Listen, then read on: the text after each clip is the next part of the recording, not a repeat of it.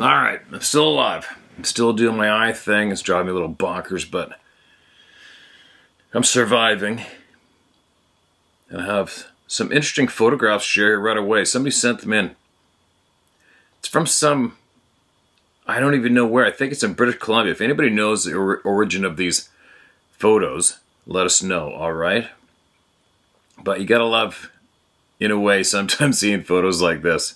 I mean, how are you going to explain that one if you don't want to acknowledge all these honest witnesses, right? I think these photos are pretty self-explanatory, don't you think?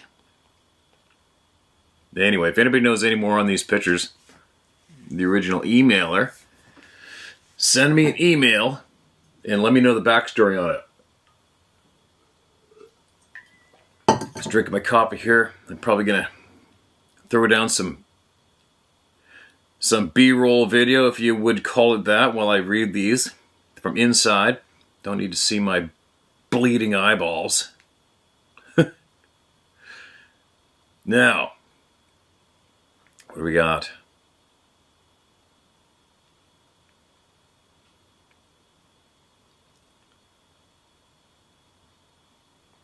Okay, here's another email. Well, you know what? I think I'm gonna, I don't think I read this, but I think I'm gonna read it. This is another one from the scientist that I had sitting here.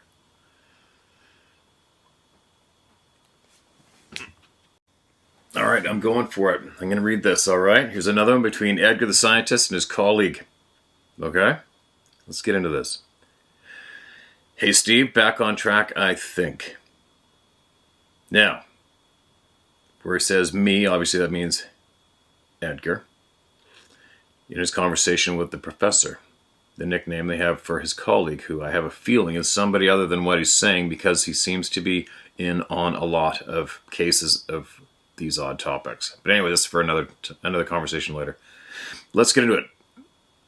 A few days back, we talked about the paranormal aspect to these beings. Is that in any way connected to their makeup or heritage, meaning the admixture of human and bear? Professor: no, I doubt it can be, but you need to understand a few things, Ed. I told you, the DNA contained a long-extinct bear species, with some doubt as to which particular species of extinct bear. First off, there are huge gaps in the DNA, a huge amount of unknowns that we have yet to fill. Thing is, I had identified modern woman as being a component about 7 years ago. On its own, there was nothing to add. However, during the time I had unlimited (security) clearance, that ended mid-2020 by the way, I had checked my results with every database known to man, and nothing, nada, zip turned up. I was certain of the human female part, but until we had a published cross-reference, then I was unable to go any further. Alright, now here's a note for me. It's a little confusing to me. It's a bracket. Steve, this is for your eyes/ears only. Please describe the Smithsonian as a leading research institution and no names. I've left it in for a matter of record for you, in bracket. Please describe the Smithsonian and no names? Okay, so if I hear a name, see a name, I guess I'm not going to share it. Purely by chance, blank and I were talking, and he suggested I speak to the bods at the Smithsonian because they have an archive on everything and everyone. I actually got an appointment with a feller called blank, who actually was the recently appointed blank. I'll leave that out too. I met him on June 18th, 2019, just 2 days after he took office. I simply told him I needed access to anything and everything. Cutting a long story short, he made a few calls. He was not a happy bunny. And about 3 hours later, I was given the permission for free and unfettered access. I was also given an assistant who had overall charge of the entire archives, and she was simply outstanding. I spent almost 3 days in parts of the Institute which houses everything, from fossils to bits of bones, tissue samples, all inside drawers, cupboards, and freezers, etc. There is stuff there that has been collected for over 150 years, much of it unopened and unseen, and, to my mind, forgotten. I scoured stuff that had been tentatively identified, looked up stuff related to apes/monkeys from modern to extinct, and from countries around the world. Some classified, the majority not. I ran a check on their databases where only partial work had been done, and thoroughly bored and frustrated, deprived of sunlight, I suddenly had a hit. My assistant, blank, was quick to point out that it was not great ape/monkey DNA, but was of an extinct bear. I was sure it was of a polar bear, but she disagreed. She insisted it was of a brown bear. However, it remains unclassified until better DNA methods are available. The sample was found in Siberia, preserved in permafrost but badly degraded. The poor quality DNA was first extracted in 2014. Bracket, this ends that bit that needs redacting in bracket. All right. Afterthought, Steve. This is where I'm wasting time on the transcript. Simply put, all that's needed is he found some of the missing DNA sample as a cross-reference in a leading institution in the USA. I'll leave it as is for your information, but it's just stuff that's hard to transcribe directly. And the information isn't really required, I don't think. But again, I'll leave it in for your records, okay? Ed. Okay, so this might be confusing to some, but this is an email directly to me with the copy of the scientist conversation between each other, okay, you guys? So I hope you understand, and that helps you understand. I hope that helps you understand what you're hearing today. Bracket, back to the professor, and bracket. So, no, nothing in the makeup indicates anything related to beings' powers that we have observed. Also understand another thing, Ed, which I may have not made clear. Bracket, he's correct there, and bracket. The polar bear DNA, again put simply, did not add up to 50% of the N/M DNA, which, put simply, suggests that the father, for want of a better term, is highly likely to be a hybrid of some kind. So again, at its simplest, it's incorrect to say, putting it crudely, that a woman got laid by a polar bear and then produced a Bigfoot. Something or even things crossed with a polar bear will be the daddy. Paternity is indicated by the strength of the matches of each locus, DNA location. And whilst the polar bear is there, it does not occur throughout the alleles at each location. So, in maternity/paternity terms, we have the evidence that it's clearly a modern woman. No doubts there. However, the bear was identified as a contributor, but the rest confirms that it's more than just a bear. We could yet be looking for an admixture of at least two, maybe more, making the father complete. So the jigsaw is and remains incomplete. Me laughing. You lost me 30 minutes ago. What it means is then that some species of ape/monkey could be in there? And Professor, it means anything could be there making the father. Just because we haven't found it yet means we can speculate all we want.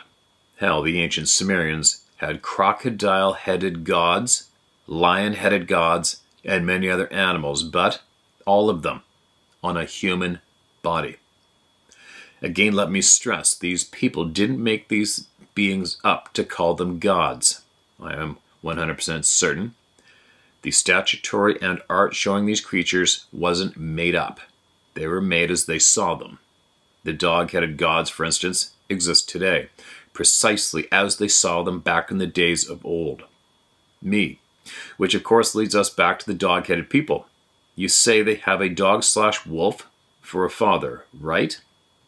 Professor, yes, very much. It's impossible in nature, of course, but although there are many unknowns a game, there is a huge amount of extinct dire wolf DNA along with unknowns. This DNA analysis is a matter of public record, analyzed by the Smithsonian from La Brea tar pits in Los Angeles. One point to clarify is the dire wolf is not a wolf. It's not the big brother of gray wolves. It's a distinct species of its own. And to reflect that, it has a classification called Aenocyon, Aenocyon, dirus. And curiously, it would not have been possible for a dire wolf and a gray wolf, or even a coyote, to have mated and produced offspring. That's how far apart they are. However, safe to say, it again may have been a hybrid dire wolf, but for sure the dire wolf is very prominent. Unfortunately, I only have the one blood sample, and that was purely by accident. When it happened to be with the forest people. I'd dearly love to get as perfect a blood sample from a dog head as I have with the forest people. Me, as in Ed.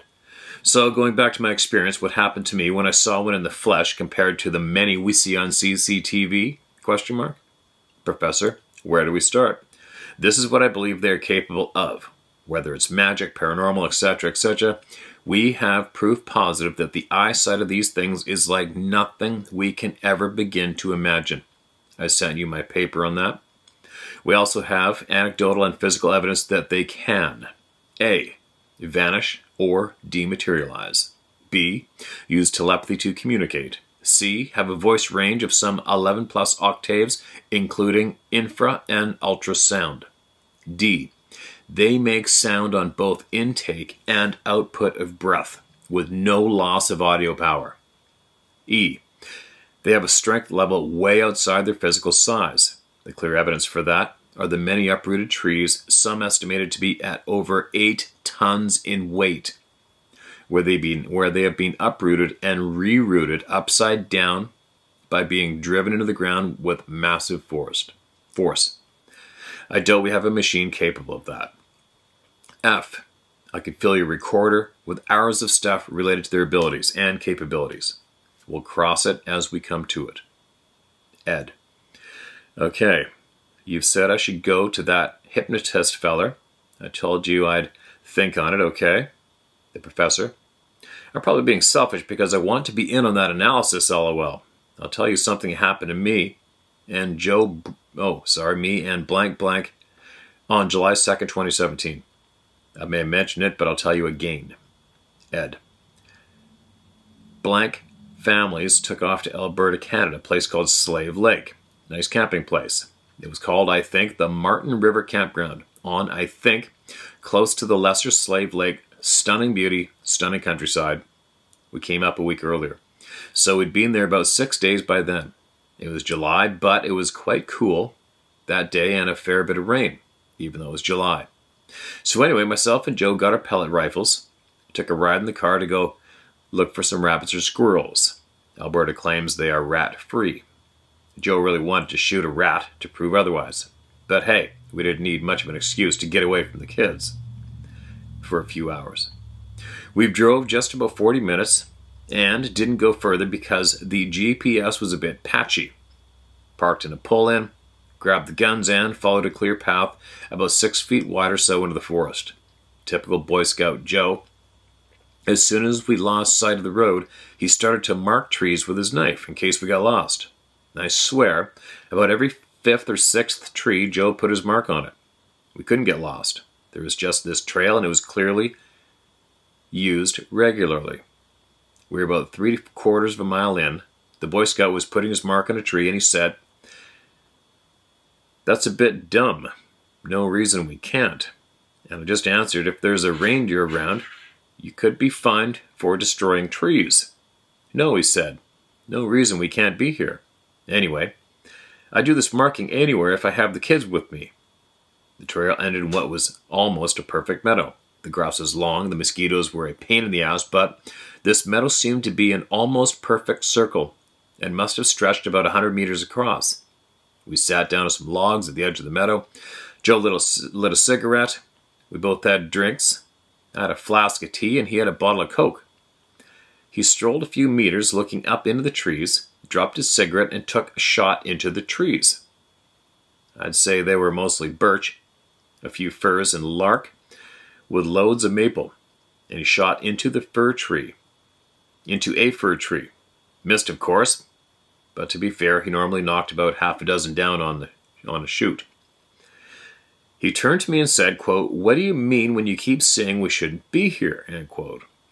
I hadn't a clue what he was talking about until I realized he had said this to me on the way in a few times, and I said back, "I didn't say anything.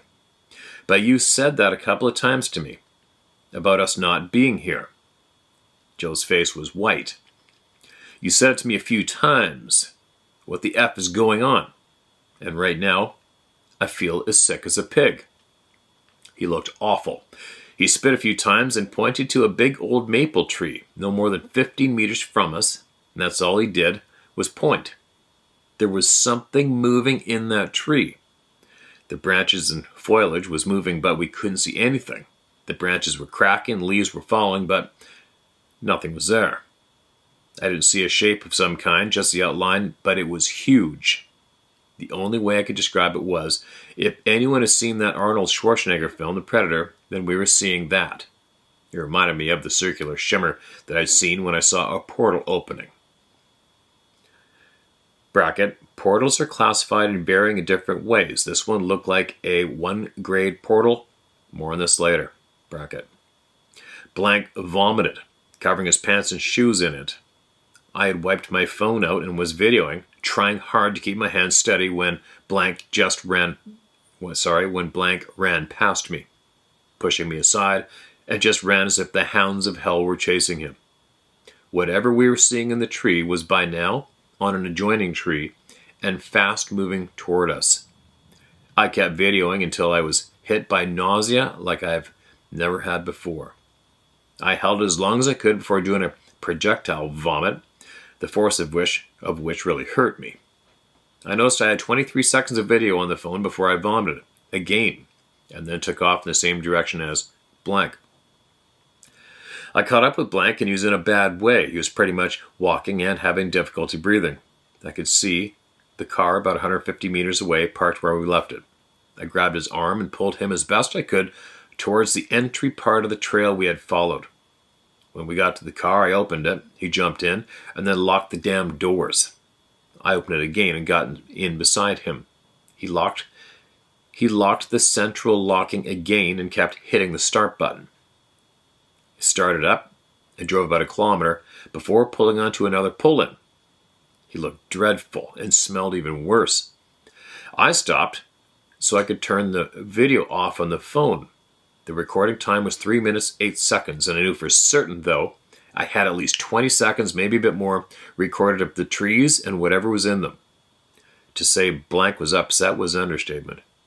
I asked what he thought I had said to him, and he was absolutely clear about it. He said he heard me say, "We really don't want to be here," and that I had said it a few times. I asked, "Did I say, we don't want to be here, or you don't need or want to be here?" He didn't need to think long, and he said, "Yes, that was you. You don't need to be here." Then I think, "You said something about a park ranger." And that was as much as I could get out of him, other than, what in the hell did we see on those trees?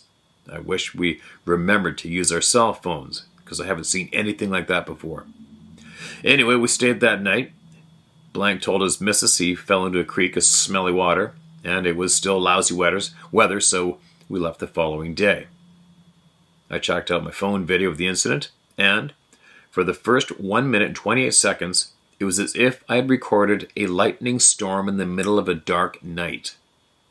The rest of it was of me getting into the car and the phone sitting on my lap inside the car. All I had for that particular time was dark, shot through with light flashes, but the audio also was pretty screwed during that time, and the rest of it was us talking as we were driving. I've spoken to people about it, and all the people I know and work with, just one, blank blank, said he had experienced similar in Ohio about 4 years before. His recording, taken from a distance of about 130 meters, was totally ruined as well. The only thing I learned from it, if anything, was to use my meter more often, electromagnetic detector. If it gets an abnormally high reading, then you can forget any kind of electronic/digital recording.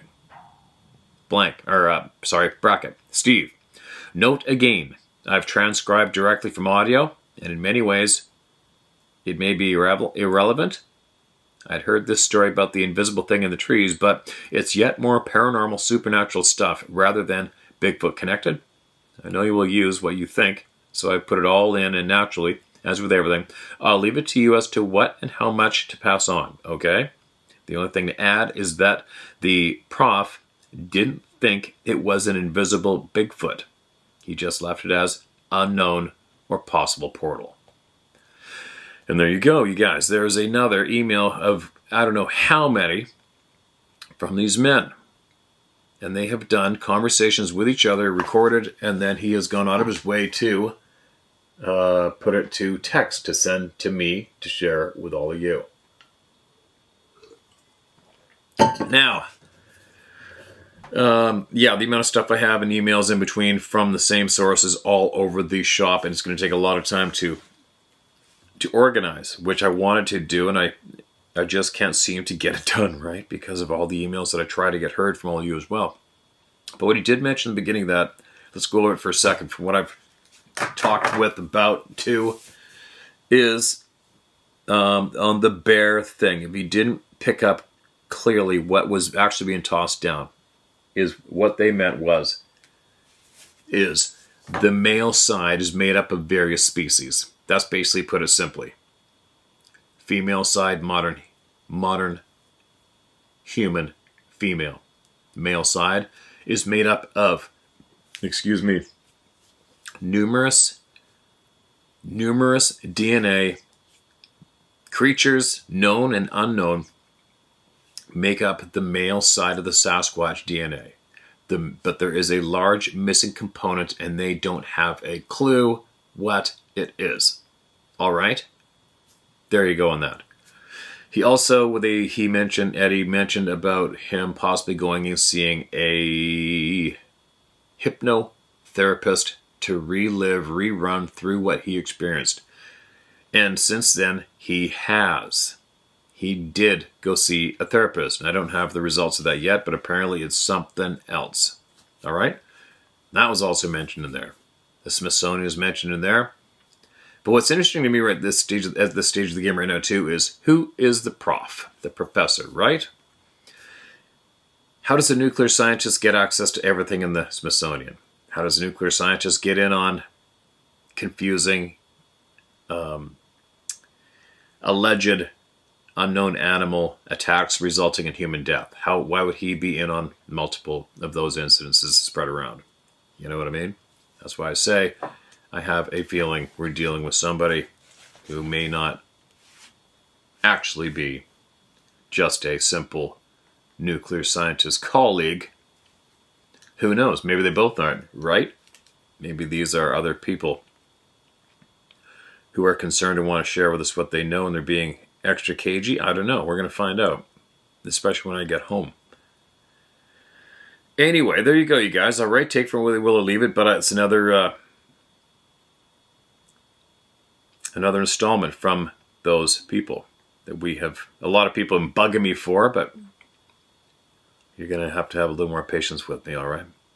Now, let's get some voices heard from the people while I'm here.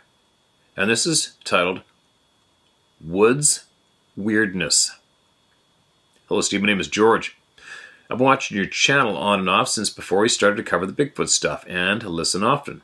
I've listened to various channels, but keep coming back to yours. Seems like more is uncovered, and it all starts to connect on this channel. I've not had a face-to-face, and I hope I never will, but I have had many things happen to me that are paranormal or unexplained, like shadow people, sleep paralysis. I've seen many UFOs and even a creepy witch story, but I'm going to stick to the subject of the forest people. My experiences take place in North Carolina, USA, not too far from pronounced Uwharrie, the Uwharrie National Forest. This place has come up on the channel a few times. My father never taught me to hunt and fish, but I always wanted to, so with the help of a few friends, I taught myself. I was in high school at the time. I started hunting.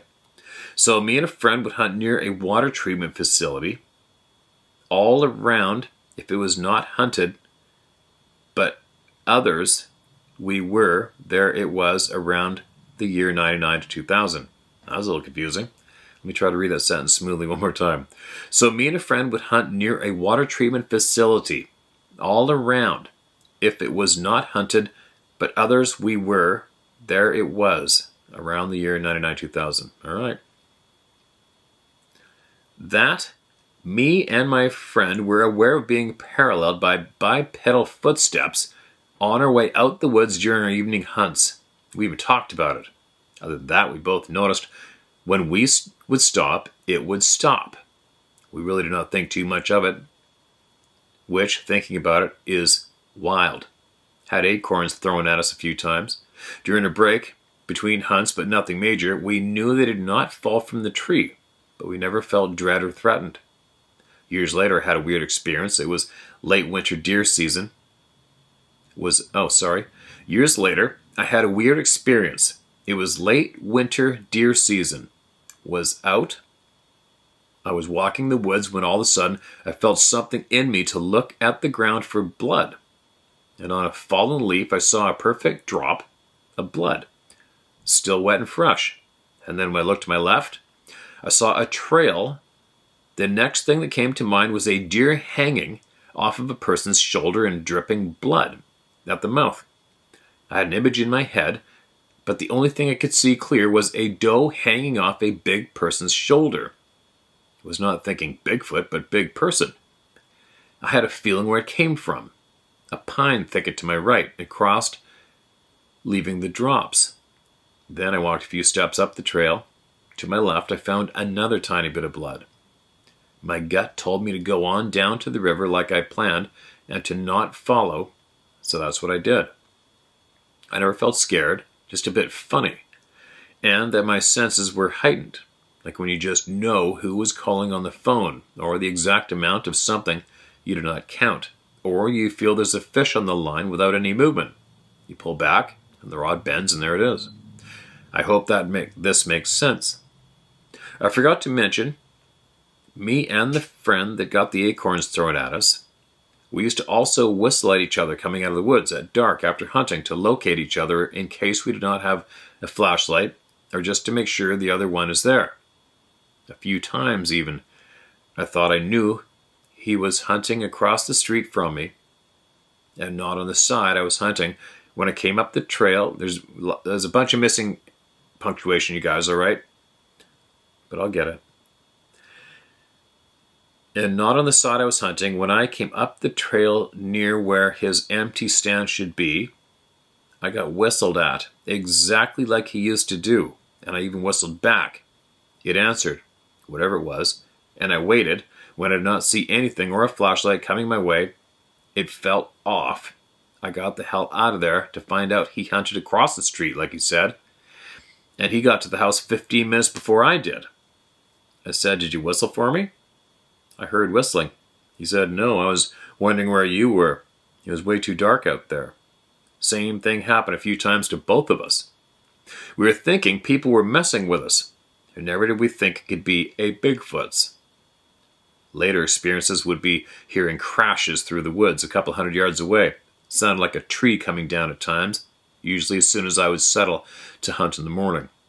I was getting in there a full hour before daylight, and the morning hunt usually, if I heard this type of crashes, things would be slow or nothing would show up deer-wise. When I'd go to investigate the spot where the noise came from, nothing would be there. No tree, no tracks, no evidence of people or rocks or anything. As if like a sound machine made the noise snapping and crashing. All things I mentioned came back to me after listening to the people's experiences, and it was like they were ignored by my rational mind. I even heard an owl that sounded a bit off.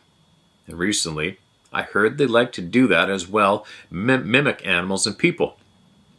A lot is coming together. The weirdness I've experienced could have been these things in my experiences. You could say, is the woo or spiritual more than a flesh being, but we know they can be both. Here in the South, people call them boogers or wood boogers. And that's where the term boogeyman comes from. You know, the boogeyman will get you. Funny thing, the whistle thing I mentioned, they say in the Appalachian Mountains west of me, do not whistle at night. And if you hear your name called, do not answer and turn back and go where you came from. How many times I've heard people's stories of them hearing their name called, or hearing a whistle, or tree snaps, or being walked out of the woods just on this channel alone. I do think the powers that be know about these beings, even putting them in movies like Star Wars as Chewbacca or in Slim Jim commercials. If we went to the moon or space traveled is debatable at this point. Too many lies from NASA. Leave it at that. Another big subject for many people. But at least 5 times I've heard UFO and Bigfoot mentioned, not only here but a few other places. Just food for thought on UFO crafts, ETs and Bigfoot meshing together. To me, no doubt these things have a Genesis 6 connection. Gut feeling. They know we have dominion on this earth. That is why they act so sour to us, trying to scare people. I think feeding off of fear is a thing. I think we did not scare too much. I think we did not scare too much as why we did not see them. And if we did, lead would fly. They are part human according to DNA, but not full human. We have authority on this earth. Plain, not them, they know it. And escape to their dimension like disappear, as many have mentioned. Poof, gone. Do not fear is the mention 365 times in the Bible, but be smart and use your gut. You will know when to leave or stay in an area, but do not fear. They want you to fear. I also have a story of a friend hunting near Uwharrie National Forest that shot a deer during rifle season and claimed it ran a few hills over, and the Cambodians stole his deer. We did have people from that country living here in North Carolina, but it's very odd that they stole his deer. He said he heard them talking and saw where the deer laid, and he never hunted again after that. The samurai chatter comes to mind, and I'm questioning him quitting hunting. After that, he might have seen something he did not like to talk about. He did not like talking about at all. How do you steal a deer when a man in a rifle is coming for it, you know? Hard to move fast dragging a deer if you're a human.